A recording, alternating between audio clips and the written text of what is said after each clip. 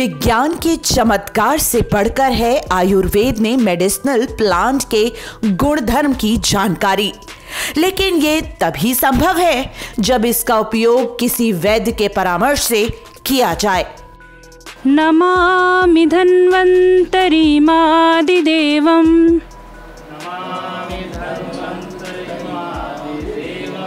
सुरासुरे वन्दित पादपद्मम्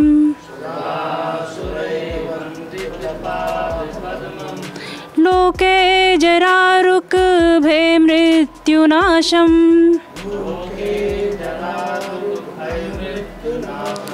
दातारमीशं विविधौषधीनाम्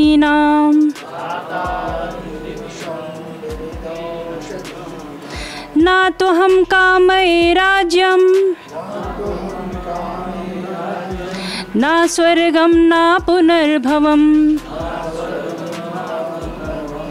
कामये दुःखतप्तानां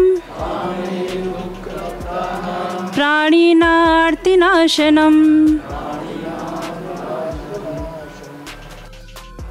अखिल भारतीय संगठन आरोग्य भारती के साझा सहयोग से एनडीएमसी के स्कूल ऑफ गार्डनिंग द्वारा आयोजित 3 दिवसीय कार्यशाला में ये महत्वपूर्ण जानकारी सामने आई है। आयुर्वेद ये जीवन का विज्ञान है। आयुर्वेद केवल एक चिकित्सा पद्धति नहीं है। एक जानकारी के लिए और बताता हूँ, आरोग्य भारती केवल आयुर्वेद नहीं है, प्रिवेंटिव एस्पेक्ट भी है, दूसरी चिकित्सा पद्धतियाँ भी हैं। इसमें प्रकृति से जुड़ा हुआ होने के कारण और हर व्यक्ति का जीवन भी प्रकृति से जुड़ा होने के कारण से वह आयुर्वेद के ज़्यादा निकट दिखलाई देता है। और इसीलिए हम प्रकृति आधारित जीवन जिएं, जो प्रकृति ने पैदा किया उसका उपयोग करें। आयुर्वेद में कहा जाता है कि 100 किलोमीटर के रेंज में जो पैदा होता है वहाँ के निवासियों के लिए वो पर्याप्त है। तो अगर हमने इतना भी ध्यान किया तो हमको बहुत सारी जानकारी मिल जाएगी, उसका उपयोग हो जाएगा। मैं खुद मेडिसिनल प्लांट बोर्ड के साथ जुड़ी हुई हूँ और 25 स्कूलों में द्वारका में मैंने हर्बल गार्डन इस्टेब्लिश किया है। लेकिन फिर भी मुझे लगता है कि मेरे पास जानकारी की बहुत कमी थी और अब जो जानकारी मिली है वो बहुत ही अच्छी और बहुत लेटेस्ट जानकारी मुझे मिली है।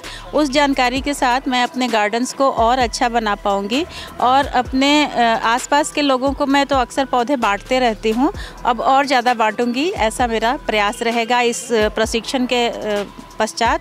और ये ऐसा प्रशिक्षण हर समय होते रहना चाहिए क्योंकि मेडिसिनल प्लांट की आज बहुत ज़्यादा ज़रूरत है। हमारे बच्चों को पता ही नहीं है कि अदरक क्या होता है और लहसुन क्या होता है, और जब जिसको पता ही नहीं है तो उसको वो कंज्यूम कैसे करेंगे और उसका फ़ायदा कैसे ले पाएंगे। इसलिए मेडिसिनल प्लांट्स की वैल्यू का प्रचार प्रसार बहुत आवश्यक है। इस कार्यशाला में डॉक्टरों, वैज्ञानिकों और वनस्पति विज्ञान के प्रोफेसरों ने हिस्सा लिया और आयुर्वेद के महत्व को भारत के जन जन तक पहुंचाने के लिए संकल्प लिया। यहाँ एनडीएमसी के तहत जो उद्यान विद्यालय है नई दिल्ली में स्थित, वहाँ पर 3 दिवसीय एक कार्यक्रम चला गार्डनिंग का, 25 मार्च से लेकर आज 27 मार्च तक। और हम सभी प्रतिभागी रहे। इसमें कई विद्वान जन आए जिन्होंने मेडिसिनल प्लांट के कल्टीवेशन और उनके प्रोपोगेशन और उनकी मार्केटिंग के ऊपर चर्चा हुई, जहां पर पूषा इंस्टीट्यूट नई दिल्ली के कई सारे वैज्ञानिक आए और एनएमपीबी से भी कई सारे ऐसे एक्सपर्ट्स आए और यहाँ पर एनडीएमसी के भी कई एक्सपर्ट, उन्होंने हमें मेडिसिनल प्लांट के कल्टीवेशन, प्रोपोगेशन के ऊपर बहुत अच्छे लेक्चर दिए। और मैं मानती हूँ, क्योंकि मैं एक चिकित्सक हूँ, किसी भी विधा में बिना मेडिसिनल प्लांट के कोई भी दवाई नहीं बन सकती है। तो मेडिसिनल प्लांट का गुणवत्ता उसके अंदर होना ये बहुत इम्पॉर्टेंट है।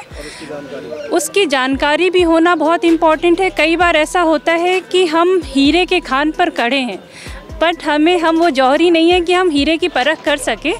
तो हमें वो दृष्टि अपनी पहले बनानी है कि हमारे आसपास जितने भी ऐसे पौधे हैं, मेडिसिनल पौधे जो हमारे गाँव में, हमारे आसपास में उग आते हैं, उनकी हमें सामान्य तौर पर जानकारी हो, उनको कैसे सेवन करना है, वो किन बीमारियों में ज़्यादा उपयुक्त हों, इनकी जानकारी हो। इन सभी पे कई डॉक्टर्स थे, उन्होंने भी हमें जानकारी दी।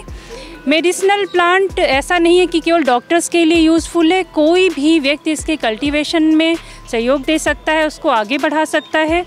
यह हमारे भारतवर्ष का भविष्य है कि हम अपने आयुर्वेद के ज्ञान को, मेडिसिनल प्लांट के ज्ञान को विश्व पटल पर ले जाएं।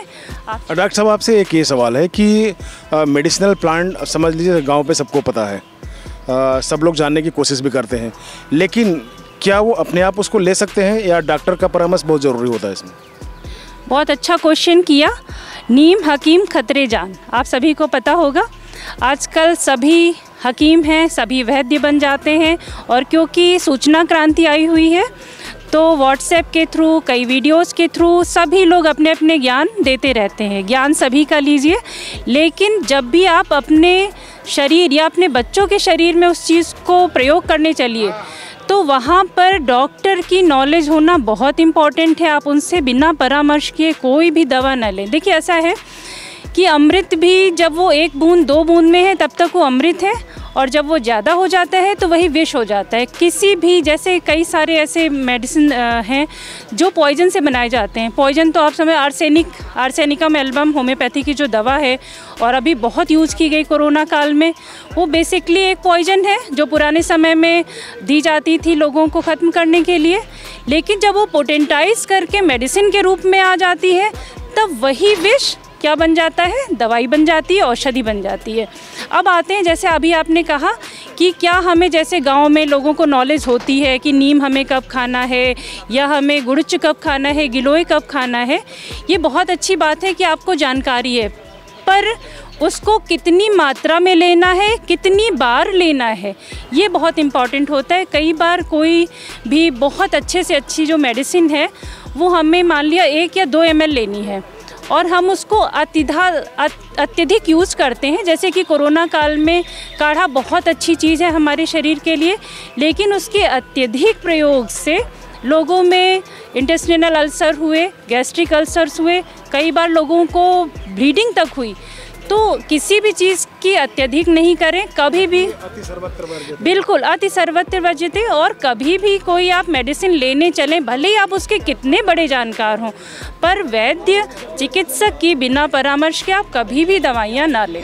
जी, मैं दिल्ली विश्वविद्यालय हंसराज कॉलेज में वनस्पति विभाग में पढ़ाती हूँ, एसोसिएट प्रोफेसर हूँ वहाँ पे।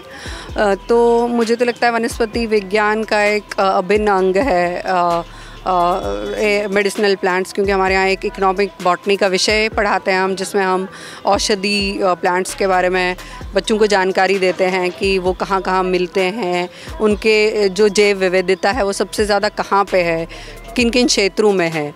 साथ में हम उनमें से जो कॉन्स्टिट्यूएंट्स है, उनमें जो इन वनस्पतियों में जो बेसिक कैल्कुलॉइड्स या कुमावरिन्स, जो भी केमिकल कॉन्स्टिट्यूएंट्स हैं, उनके क्या उपयोग है और उनको हम साइंटिफिकली कैसे एनालाइज करते हैं, क्या क्या इंस्ट्रूमेंटेशन, क्या क्या टूल्स यूज़ होते हैं, और उनको कैसे हम अंतर्राष्ट्रीय स्तर पे उनका एक पूरा एक नॉलेज बेस क्रिएट करें, ताकि कल को हम अपनी जैव विविधता से इकोनॉमिक प्रोडक्ट्स भी निकाल पाएँ। क्योंकि देखिए, अब जो आगे वाले समय आएगा वो वनस्पति विज्ञान का है और साथ में औषधि विज्ञान का है, और भारत की ओर पूरा अंतर्राष्ट्रीय जो स्तर पर लोग देख रहे हैं, क्योंकि आप देख रहे हैं कितनी महामारियां हो रही है।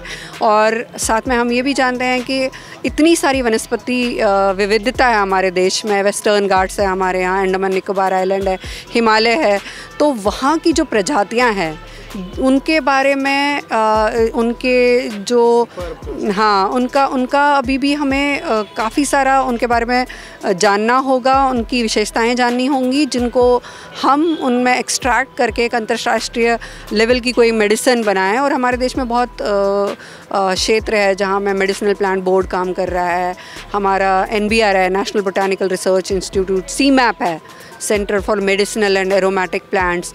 इन सब को मिल के हमारे नए बच्चे जो हमारे वनस्पति विज्ञान में पढ़ने आते हैं, उनके लिए बहुत अवसर होंगे इन इंस्टीट्यूट्स में, एक अच्छी रिसर्च करने का अवसर होगा। इन क्षेत्रों में बहुत आगे हम बढ़ सकते हैं। तो आपके कहने का मतलब ये है कि अभी इतने रिसर्च के बावजूद, भारत की धरोहर होने के बावजूद, ऋषियों महर्षियों की जो परंपरा रही है और वहाँ से जो आयुर्वेद निकला है चरक से और धन्वंतरी से, इसके बावजूद भी आज भी आप चिराग तले अंधेरा महसूस कर रही हैं। जी देखिए, जैव विविधता इतनी है, हमारा देश को हम बोलते हैं बायोडाइवर्सिटी हॉटस्पॉट, मतलब 3 हॉटस्पॉट्स ऑफ बायोडाइवर्सिटी इंडिया में है, भारत में है। और जो हमारे देश की जो जोग्राफिकल स्टेटस है, पेनिनसुला है, हर जगह आपको एक कोस्टल एरिया में अलग तरह के प्लांट्स मिलेंगे, आपको पहाड़ों में अलग मिलेंगे, डेजर्ट है हमारे गुजरात, कच्छ और राजस्थान। इतनी विविधता है कि अभी भी मैं ये नहीं मानती कि हमने विस्तार से रिसर्च करी हुई है।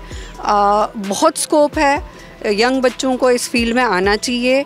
मैं अपने जो विद्यार्थी हैं उनसे अनुरोध करूंगी, उनसे कहूंगी कि ये एक ऐसा क्षेत्र है जहां पे वो भारत को बहुत उन्नति पे ले जा सकते हैं, क्योंकि अब इंटीग्रेशन की बात है। हमें जितनी नॉलेज अब हमने एक्वायर की है, पहले इतनी नहीं थी। और अब क्योंकि इंटरनेट का ज़माना है, जो बाकी देश यूज़ कर रहे हैं टेक्नोलॉजी, हम उसको भी यूज़ करके अपने देश की वनस्पति विज्ञान की विशेषताओं को बाहर तक पहुंचा सकते हैं। अपॉर्चुनिटीज़ जिसकी आप बात कर रहे हो बहुत सारी हैं, और अभी काफ़ी क्षेत्र है जिनमें विकास की ज़रूरत है।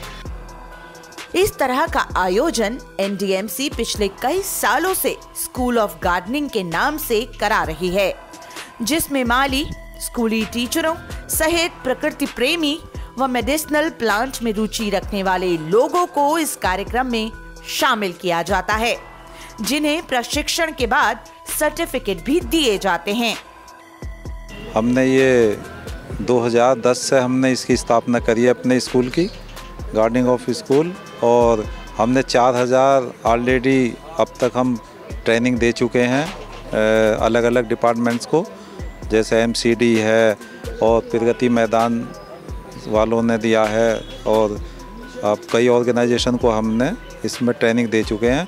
और भी हम पे रिक्वेस्ट लेटर आए हुए हैं कैबिनेट सेक्रेटरी से, एमसीडी से, साउथ एमसीडी से, नॉर्थ एमसीडी से।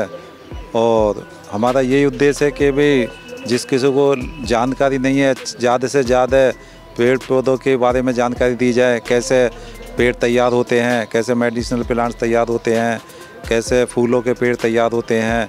एनवायरनमेंट बढ़ाने के लिए हम ज़्यादा से ज़्यादा कोशिश करते हैं कि कैसे अधिक से अधिक जानकारी इनको दी जाए ट्रेनिंग में। देखो, आपने भी देखा होगा अभी जो हमने आज ट्रेनिंग समाप्त करी है, तो इन्होंने भी आप बताया फीडबैक कि हमें बहुत जानकारी मिली है 3 दिन के अंदर, तो काफ़ी अच्छा बताते हैं, रेस्पॉन्स अच्छा मिल रहा है।